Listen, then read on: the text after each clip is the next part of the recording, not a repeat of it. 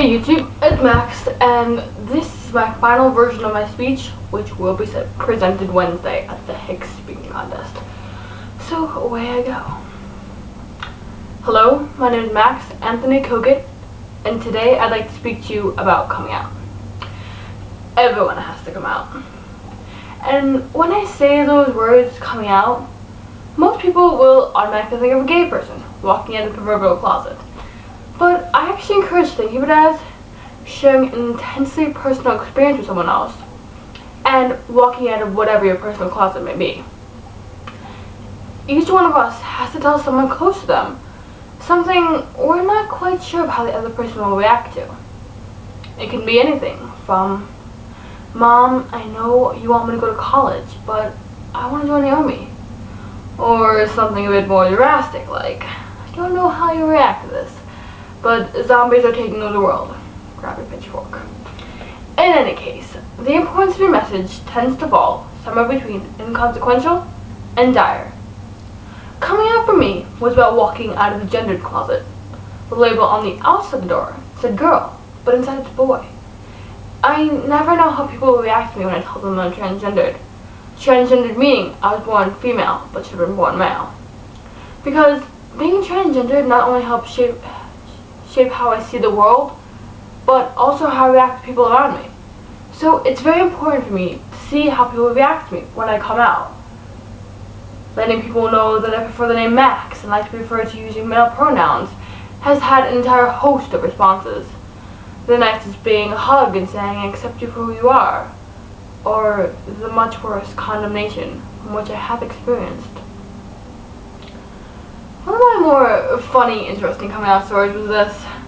I was in the car with a person I'd known for a long time and decided to come out to them. Now, when I shared my news with them, their eyes first widened in shock, then in horror, then in determined resolve, where they then insisted that we go straight away to the nearest church so I could start dedicating my life to God in becoming a nun.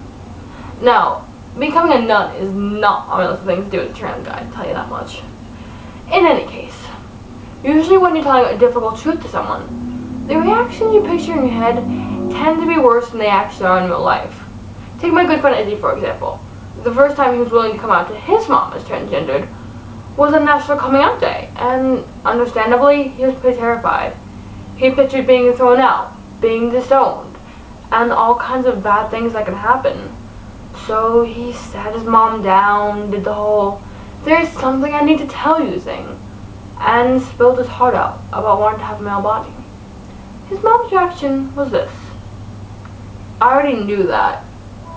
Now, Izzy's theory is that she just said that so you wanted to know, but in any case, it's much better than expected. But there's always that question of, what if? What if this person I'm telling my deep dark secret to rejects me? If that's so, how can I ever show who I truly am? Rejection is one of the most hard things to deal with when you're coming out for any reason, because the pressure for acceptance is always hanging over you. You have to learn how to deal with potential hurt in different ways. My friend had her own coming out experience when she decided to tell her deeply religious parents that despite 19 years of going to their church, she was not in fact of their religion.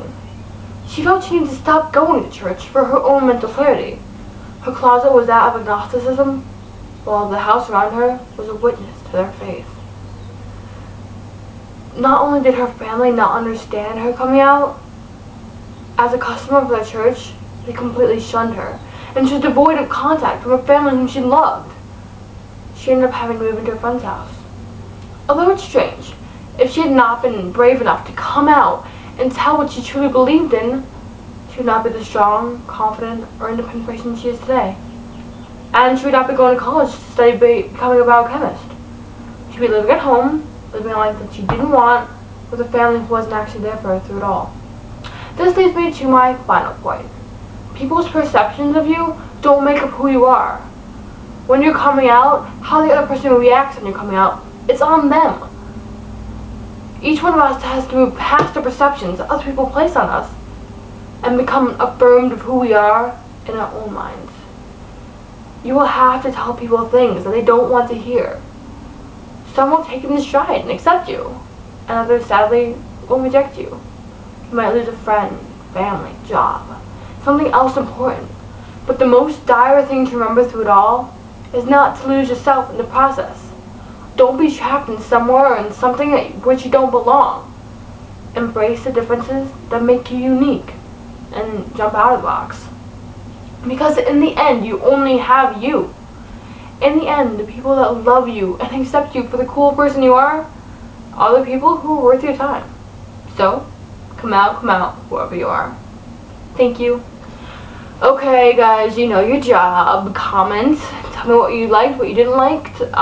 Anything I could do speaking-wise to make it better. So, thank you. You guys are awesome for watching all my crap. So, bye.